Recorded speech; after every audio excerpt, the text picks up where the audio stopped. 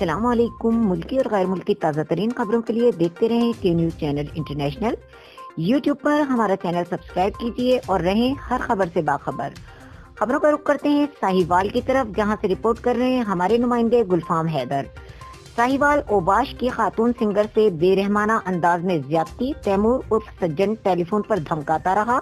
والد نے قانونی کارروائی کا کہا تو ملزم گھر کے دیوار پھلانگ کر کمرے میں گھس آیا، اسلحے کی نوک پر ہاتھ پیر باندھ کر منہ میں کپڑا ٹھونس دیا، مکمل برہنہ کر کے وحشیانہ انداز میں بے بس خاتون پر ٹوٹ پڑا۔ مظلومہ کی آہو پکار اس کے گلے میں پھنس کر رہ گئی، آنکھوں سے بہتے آنسوؤں پر تماچے مارتا رہا، حوث کا نشانہ بنانے کے بعد بے ہوشی کی حالت میں برہنہ چھوڑ کر فرار ہو گیا۔ موبائل فون سے تصویریں اور ویڈیو بنائے جانے کا خدشہ، تاحال ملزم گرفتار نہیں ہو سکا۔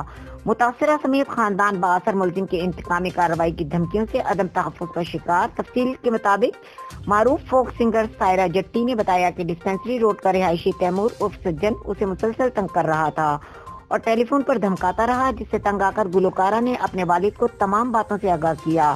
والد نے ٹیلی فون پر ملزم سے بات کی اور دوبارہ بیٹی کو فون کرنے سے منع کیا، لیکن ملزم باز نہ آیا۔ چند روز قبل ملزم سنگر کو گھر میں اکیلی پا کر دیوار پھلانگ کر کمرے میں گھس گیا۔ ملزم نے اسلحے کے زور پر خاتون کے ہاتھوں کو پیچھے سے باندھ دیا، منہ میں کپڑا دے کر بے بس اور لاچار کر کے اس سے زبردستی زیادتی کرتا رہا۔ خاتون نے بتایا کہ وہ اس کی منت سماجت کرتی رہی، لیکن اس کو رحم نہ آیا اور رونے پر منہ پر تماچے مارتا رہا۔ خاتون بے ہوش ہو گئی، ملزم برہنہ حالت میں چھوڑ کر فرار ہو گیا۔ پولیس نے مقدمہ درج کر لیا، تاہم ملزم ابھی تک گرفتار نہیں کر سکی۔